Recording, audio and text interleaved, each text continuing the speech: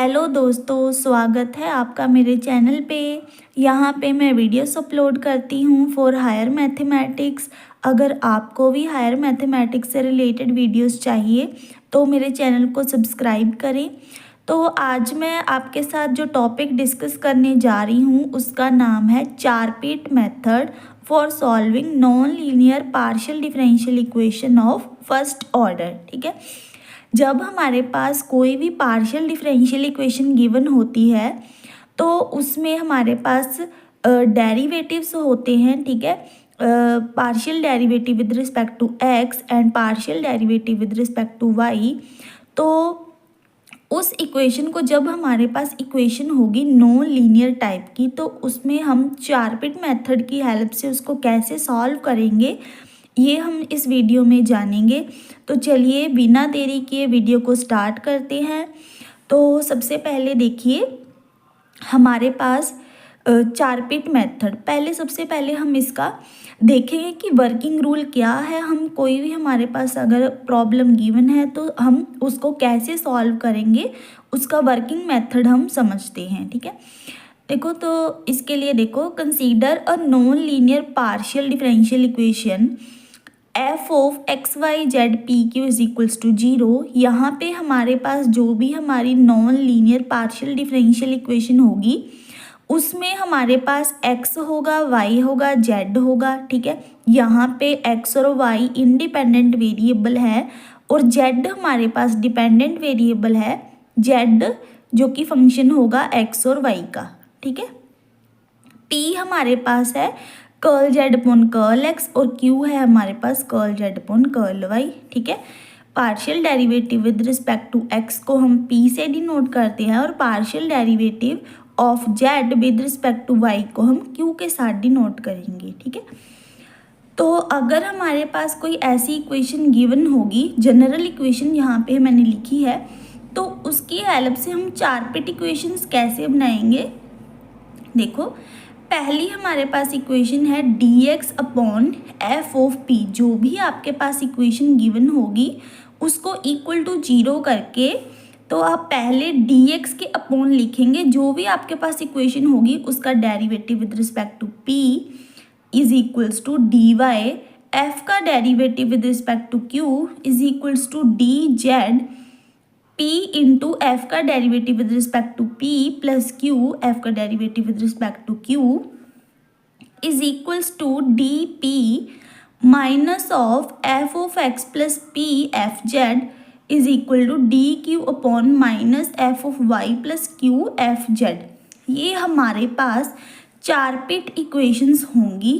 ठीक है, जब भी हमारे पास ऐसी इक्वेशन गिवन होगी तो सबसे पहले हमें जो भी हमारे पास ये गिवन है एफ ऑफ पी, मतलब जो भी हमारे पास इक्वेशन है उसका पी के with respect to derivative, q के विद रिस्पेक्ट टू डेरिवेटिव और हमें चाहिए एक्स के विद रिस्पेक्ट टू डेरिवेटिव और जेड के विद रिस्पेक्ट टू डेरिवेटिव। ठीक है, जो भी यहाँ पे हमें दिखाई दे रहा है वो सारी चीज़ें हमें चाहिए। उसके बाद ही हम चारपीट इक्वेशंस को लिख सकते हैं। ठीक है, ये हमारे पास जो भी इक्वेशंस है इसको हम चारपीट इक्वेशंस बोलते हैं और आपको इसको लर्न करने की ज़रूरत नहीं है। देखो यहाँ पे मैं आपको इसको लर्न करने का फंडा बताती हूँ। देखो dx के अपॉन dx p क्या होता है, derivative with respect to x, तो x के अपॉन f का derivative with respect to p आएगा। ठीक है, और y के upon with respect to q आएगा क्योंकि q क्या होता है, derivative with respect to y। ठीक है, इसको याद करने का तरीका है। ठीक है, आप जैसे मर्जी याद कर सकते हो, अदरवाइज जब आप सम सॉल्व करोगे तो ऑटोमेटिकली आपको चीज़ें क्लियर होनी स्टार्ट हो जाएंगी। ठीक है, तो z के अपॉन, क्योंकि z अब x का फंक्शन भी होता है, y का फंक्शन भी होता है। ठीक है, तो इसमें p और q दोनों टर्म्स आ जाएंगी, बस यहाँ पे p और q मल्टीप्लाई हो जाएगा। ऐसे ही p के अपॉन अब x और z आएगा। ठीक है, ऐसे आप इसको लर्न कर सकते हो, जैसे मर्जी आपकी वो आप देख सकते हो कैसे। जब ये हमारे पास चारपीट इक्वेशंस आ जाएंगी तो उसके बाद हम क्या करेंगे, इन चारपीट इक्वेशंस की हेल्प से ठीक है, हम यहाँ पे P और Q की वैल्यू फाइंड करने की कोशिश करेंगे। ठीक है, ये मैं सिर्फ आपको जनरल मेथड बता रही हूँ। आपको जो मेथड है एक्चुअल में आपको तभी समझ लगेगा जब मैं आपको सम करके बताऊंगी एक। ठीक है, इसी वीडियो में मैं आपके साथ एक प्रॉब्लम भी डिस्कस करूंगी, तो वहाँ से आपको क्लैरिटी आ जाएगी। ठीक है, तो P और Q की वैल्यू जो हमारे पास, हम यहाँ से फाइंड करने की कोशिश करेंगे। जब हमारे पास P और Q की वैल्यूज़ आ जाएगी इन इक्वेशंस को सॉल्व करके, ठीक है, तो उसको हम पुट करेंगे। हमारे पास इक्वेशन है dz is equal to p d x plus q d y. ठीक है, यहाँ पे हम P की वैल्यू पुट करेंगे और Q की वैल्यू जो हमने निकाली होगी चारपेट इक्वेशंस की हेल्प से इसमें पुट करेंगे, और इस इक्वेशन को हम इंटीग्रेट कर लेंगे और हमारे पास z की वैल्यू आ जाएगी। ठीक है, वो हमारा क्या हो जाएगा, सोल्यूशन हो जाएगा। ये वाला मेथड वैसे तो एक इजी मेथड बनता है, बट किसी किसी प्रॉब्लम में ऐसा होगा कि हमारे पास जो इंटीग्रेशन करनी है वो हमारे पास डिफ़िकल्ट हो जाएगी, या फिर हमारे पास यहाँ पे P और Q की वैल्यू आसानी से नहीं मिलेगी। ठीक है, ऐसी प्रॉब्लम भी मैं आपके साथ शेयर करूँगी। तो इस वीडियो में हम एक सिंपल सी प्रॉब्लम सॉल्व करेंगे ताकि आपको मेथड की क्लैरिटी आ जाए कि ये मेथड एक्चुअल में कैसे हम इसको वर्क करेंगे। ठीक है, तो चलिए चारपेट मेथड की हेल्प से हम एक प्रॉब्लम को सॉल्व करने की कोशिश करते हैं। यहाँ पे हमारे पास क्वेश्चन गिवन है, solve p square x plus q square y is equals to z by Charpit method. ठीक है, ये जो सम है हमारे चारपेट मेथड के, ये अक्सर आपके कॉलेज या फिर यूनिवर्सिटी एग्ज़ाम में पूछ लिए जाते हैं, तो उस हिसाब से ये बहुत ही इम्पॉर्टेंट क्वेश्चन बन जाता है। ठीक है, अगर आपको ये मेथड अच्छे से समझ आ जाता है तो इस सम को आप आराम से वहाँ पे सॉल्व कर सकते हैं, आपको कोई दिक्कत नहीं आने वाली है। ठीक है, तो देखो हम कैसे करेंगे, अपना वर्किंग रूल इस क्वेश्चन पे कैसे अप्लाई करेंगे। सबसे पहले हमें जो प्रॉब्लम गिवन है हम उसको इक्वल टू 0 कर लेंगे। ठीक है, उसके लिए हम z को इधर ले जाके लेफ्ट हैंड साइड पे इज इक्वल टू 0 कर लेंगे। ये हमारे पास f होगा। ठीक है, हमारे पास देखो f क्या था, function of x y z और p q, यहाँ पे ये हमारे पास f आ गया। ठीक है, अब हम अपना नेक्स्ट काम करेंगे। चारपेट इक्वेशंस के लिए हमें क्या क्या चाहिए, हमें चाहिए f का derivative with respect to x, f का derivative with respect to y, f का derivative with respect to z, f का derivative with respect to p और f का derivative with respect to q। ठीक है, ये हमारे पास जो चारपेट इक्वेशंस थी, यहाँ पे हमें ये सारी वैल्यूज़ चाहिए, तो हमें पहले चारपेट इक्वेशन लिखने से पहले हमें ये सारी वैल्यूज़ को लिखना होगा। ठीक है, हमें फाइंड करनी पड़ेंगी तभी हम वहाँ पे पुट करेंगे ना। अगर हम फाइंड ही नहीं करेंगे पहले तो हम पुट कैसे करेंगे। ठीक है, तो वहाँ पे आपको कन्फ्यूज़न आ सकती है, तो इससे अच्छा है कि आप वहाँ उसको चारपेट इक्वेशन लिखने से पहले ही इन इक्वेशंस को लिख लें। ठीक है, तो ये हमने सारी वैल्यूज़ फाइंड कर ली, तो हम अपनी चारपेट इक्वेशंस फॉर्म करेंगे। तो चारपेट इक्वेशन की वैल्यू पुट कर दो, डी एक्स के अपॉन हमारे पास क्या होता है, एफ का derivative with respect to P.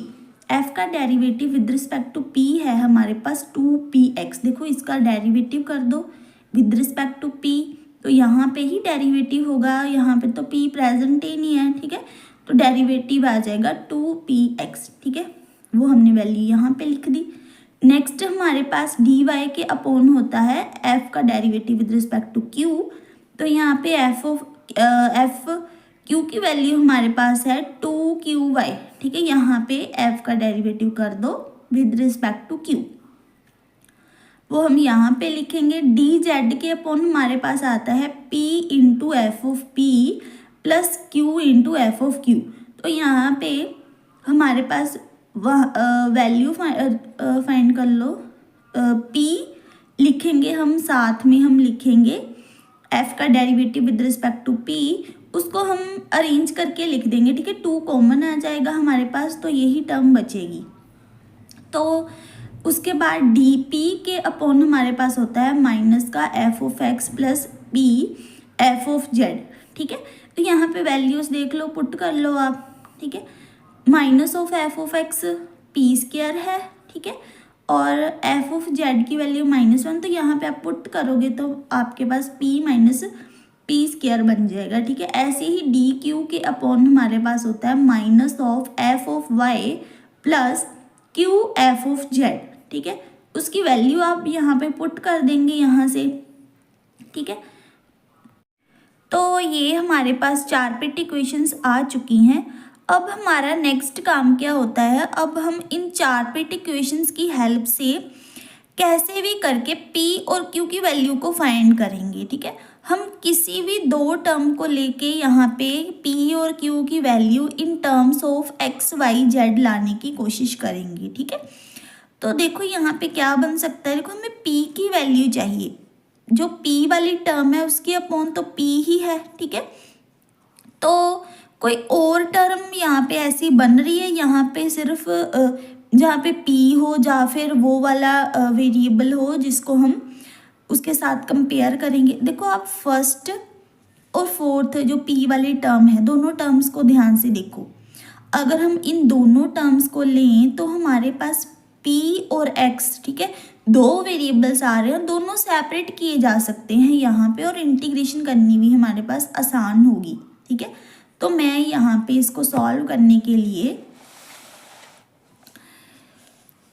देखो P और Q की वैल्यू फाइंड करने के लिए मैंने फर्स्ट और फोर्थ टर्म को लिया है, ठीक है। फर्स्ट टर्म मेरे पास थी dx upon 2px is fourth term थी dp upon 1 minus p square. इन दोनों की हेल्प से हमारे पास P की वैल्यू आराम से आ जाएगी in terms of x, y, z, ठीक है। यहाँ पे अगर जैसा क्वेश्चन होगा उसी हिसाब से हम अपने तरफ से फाइंड देखेंगे कि कैसे हम P की वैल्यू फाइंड कर सकते हैं और कैसे हम Q की वैल्यू फाइंड कर सकते हैं, ठीक है। वो क्वेश्चन टू क्वेश्चन आपका वेरी होगा, ठीक है।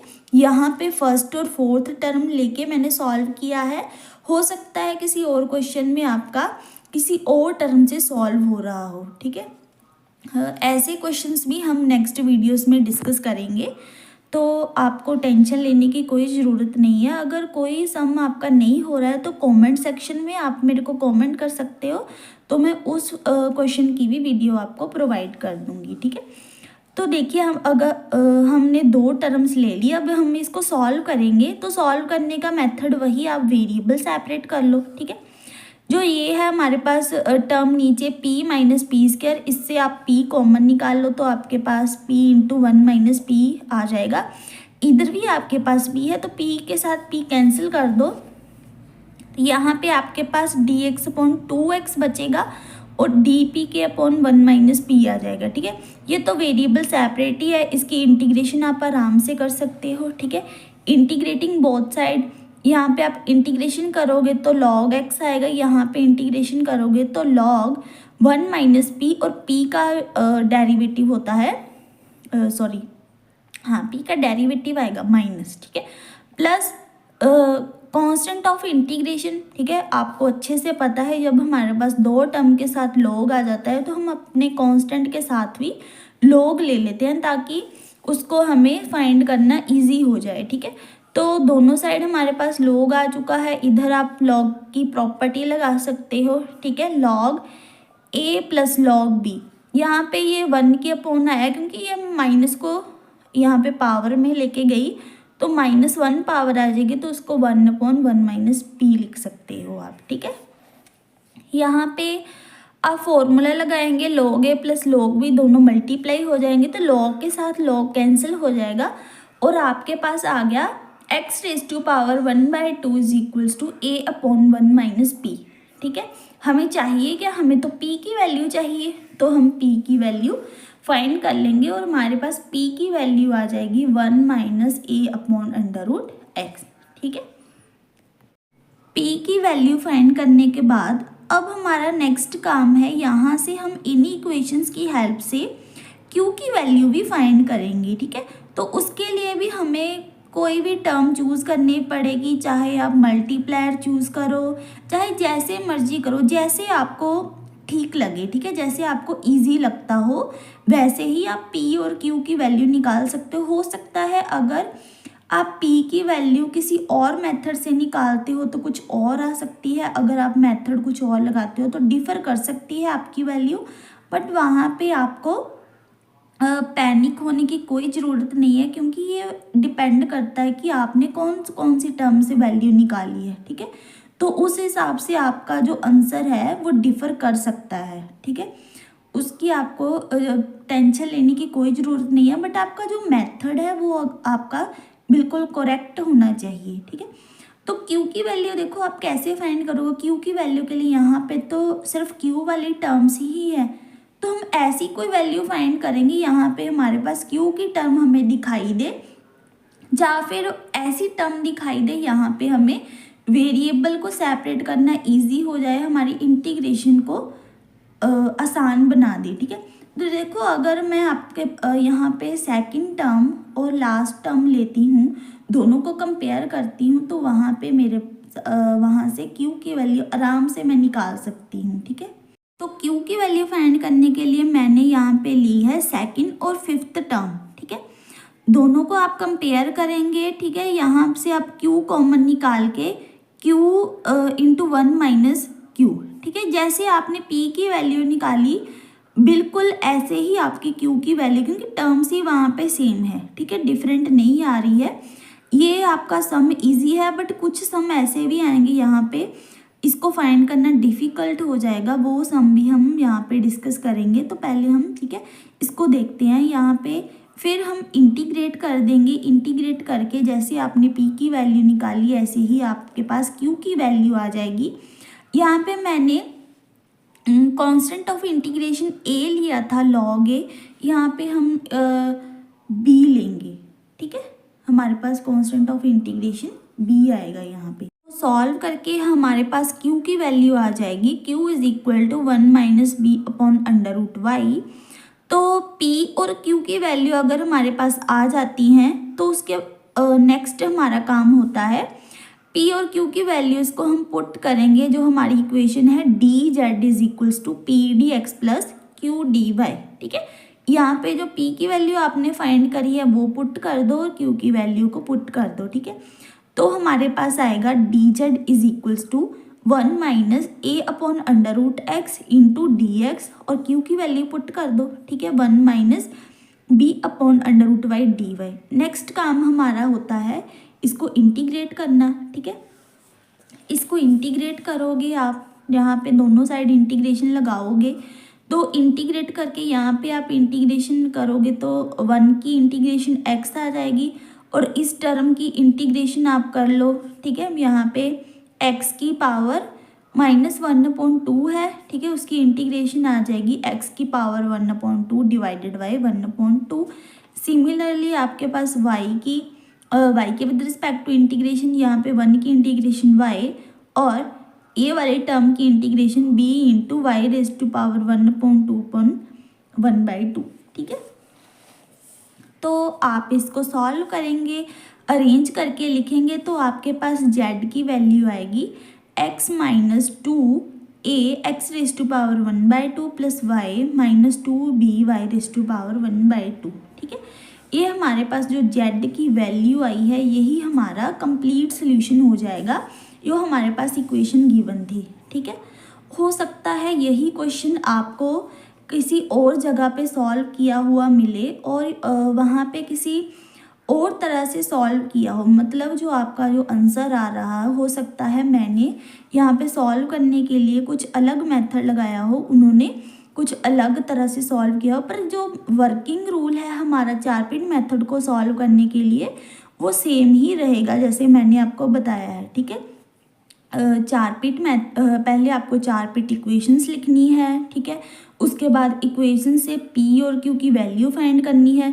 तो आपका डिफरेंस कहाँ पे आएगा, p और q की वैल्यू फाइंड करने का डिफरेंस आ सकता है। ठीक है, कोई इसको कैसे सॉल्व करता है, कोई किसी और मेथड से सॉल्व करता है, तो वो आपके ऊपर डिपेंड करता है, बट वर्किंग रूल नहीं चेंज होना चाहिए। वर्किंग रूल यही कहता है कि 4 पिट इक्वेशन से आप पहले p और q की वैल्यूज़ को फाइंड करो और उसको पुट कर दो equation d z equal to p d x plus q d y में, उसके बाद इंटीग्रेट करो और z की वैल्यू को फाइंड कर लो। ठीक है, ये हमारे पास टोटल सोल्यूशन, कंप्लीट सोल्यूशन आ जाता है इस इक्वेशन का।